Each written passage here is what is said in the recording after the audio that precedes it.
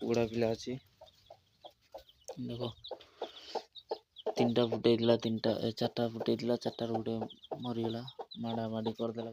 ସମସ୍ତେ କେମିତି ଅଛ? ହାଇ ଅପ୍ ସମସ୍ତେ ଭଲରେ ଥିବ। ପୁଣି ଥରେ ସ୍ୱାଗତ କରିଛି ମୋର ୟୁଟ୍ୟୁବ୍ ଚ୍ୟାନେଲ୍କୁ। ଆଉ ମୁଁ ହେଲି ତୁମ ଜାଗା ଭାଇ। ଆଉ ଦେଖ ରାତିଠୁ ବର୍ଷା ହେଉଛି, 3ଟାଠୁ ଷ୍ଟାର୍ଟିଂ ହେଲା ବର୍ଷା। ବର୍ଷା ହେଉଛି କେରକେର ଗାଇସ୍।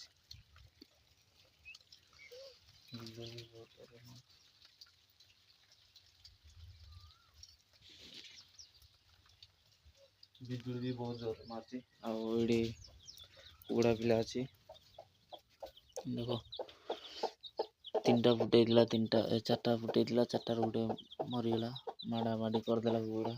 ଆଉ ମାଡ଼ି କରିଦେଲା, ମରିଗଲା ସେଇଟା। ଆଉ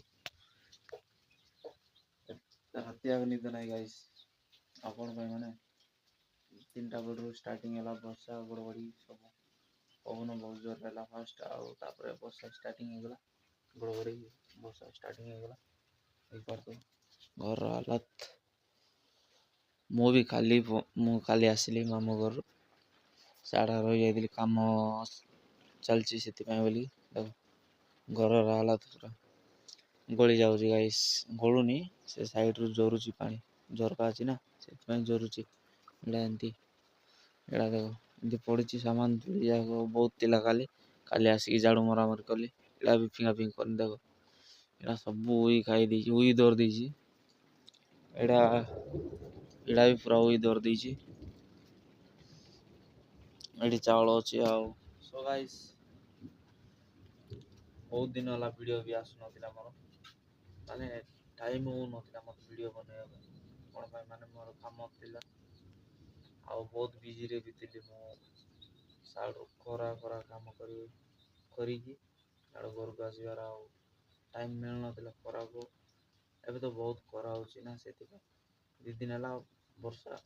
କାଲି ବର୍ଷା ହେଇଥିଲା, ଆଜି 3ଟାରୁ ଷ୍ଟାର୍ଟିଂ ହେଲା ବର୍ଷା। ମୁଁ କାଲି ସକାଳେ 10ଟା ବେଳେ ଏଇଠିକୁ ଆସିଲି। 10:15 ହେଇଯାଇଥିଲା ଆସିଲା ବେଳକୁ ଘରକୁ।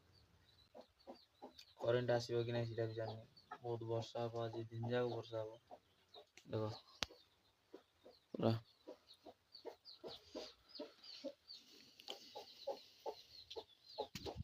ତ ଗାଇସ୍, ମୁଁ ଯିବି ବ୍ରସ୍ କରିବା ପାଇଁ। ଆଉ ଭିଡ଼ିଓଟା କେମିତି ଲାଗିଲା ଆଶା କରୁଛି ସମସ୍ତଙ୍କୁ ଭଲ ଲାଗିଥିବ।